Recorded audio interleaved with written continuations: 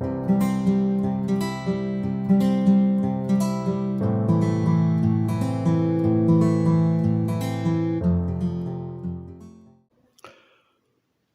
Enuma Elish, expressão que significa quando nas alturas, é um antigo poema épico babilônico que narra a origem do universo, dos deuses e da humanidade.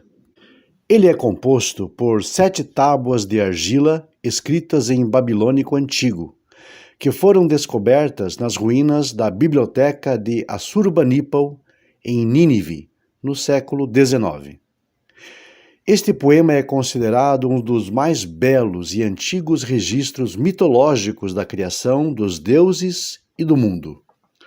O poema começa com a descrição do estado primordial das coisas, quando apenas existiam as águas do abismo, chamadas Apsu, e as águas salgadas do caos, chamadas de Tiamat. Destas águas nasceram os primeiros deuses, que formaram uma geração rebelde e barulhenta. Apsu, incomodado com o ruído, decidiu destruir seus filhos, mas foi morto por Ea, o deus das águas doces. Ea e a sua esposa Damkina geraram Marduk, um deus poderoso e belo que tinha 4 olhos, 4 orelhas e uma boca que cuspia fogo. Tiamat, furiosa com a morte de Apsu, criou um exército de monstros, liderado por seu novo consorte, Kingu, que recebeu a Tábua dos Destinos, que lhe dava autoridade sobre os outros deuses. Marduk aceitou o desafio de enfrentar Tiamat, mas exigiu ser reconhecido como o rei dos deuses. Os outros deuses concordaram, e Marduk partiu para a batalha.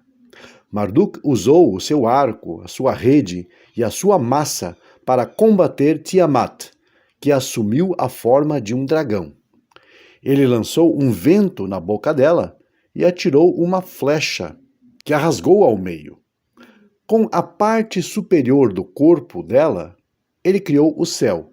Com a parte inferior, criou a terra. Ele também organizou as estrelas, os planetas e as constelações. Capturou os monstros de Tiamat e os colocou em cadeias. Ele recuperou a Tábua dos Destinos de Kingu e a colocou em seu peito. Ele voltou triunfante para a Assembleia dos Deuses, que o saudaram com louvor. Os deuses então construíram uma cidade para Marduk, chamada Babilônia, e um templo chamado Esagila. Eles também decidiram criar seres humanos a partir do sangue de Kingu, para que eles servissem aos deuses e lhes proporcionassem alimento e adoração. Marduk então dividiu os deuses em grupos, os que habitavam o céu, os que habitavam a terra e os que habitavam o submundo. Ele também atribuiu 50 nomes a si mesmo, cada um representando um aspecto do seu poder e domínio. O Enuma Elish é um mito que reflete a cosmovisão babilônica, centrada na supremacia de Marduk e na criação da humanidade para o serviço aos deuses. Ele também expressa a ideia de que a ordem cósmica é resultado de uma luta contra o caos e que a realeza humana é derivada da realeza divina. O poema era recitado durante o festival do Ano Novo na Babilônia, como uma forma de celebrar e renovar o reinado de Marduk. Dizem que o Enuma Elish contém vários paralelos com passagens do relato da criação na Torá, o que levou alguns pesquisadores a concluir que estas se baseavam na obra mesopotâmica.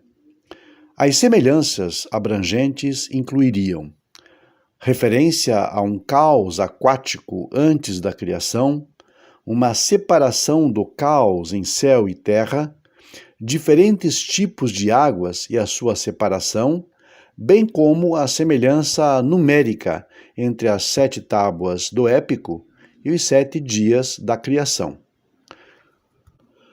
No entanto, outra análise observa muitas diferenças, incluindo o óbvio politeísmo do poema, que é rejeitado na versão do Gênesis. A criação como resultado de guerras épicas e batalhas entre deuses, que contrasta com a criação do Gênesis, que é sempre com ordens e comandos diretos de Deus. As personificações do caos e das águas como entidades ou potências divinas, sendo que no Gênesis esses são apenas resultados da criação, sem qualquer indicação de que seriam seres ou entidades pré-existentes. Quanto à criação do homem, no mito de Enuma Elish, ele é criado por Ea, a partir do sangue de Kingu.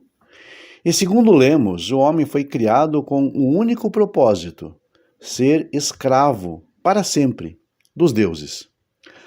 Ao compararmos com o relato do Gênesis, o homem é criado do pó da terra e o propósito da sua criação é diametralmente oposto. O homem é colocado num mundo que deveria conquistar para si, dominando e impondo a sua autoridade sobre todos os animais e sobre toda a criação. Ou seja, o homem é criado livre e sequer é exigido dele uma espécie de culto ou serviço à própria divindade que o criou. É difícil manter a narrativa de que o relato do Gênesis sobre a criação teria sido uma cópia do mito mesopotâmico a partir dessa análise. Praticamente impossível. Certamente existem semelhanças, já mencionadas anteriormente. Porém, alguns pontos precisam ser esclarecidos. 1. A Torá não alega originalidade em momento algum sobre narrativa alguma.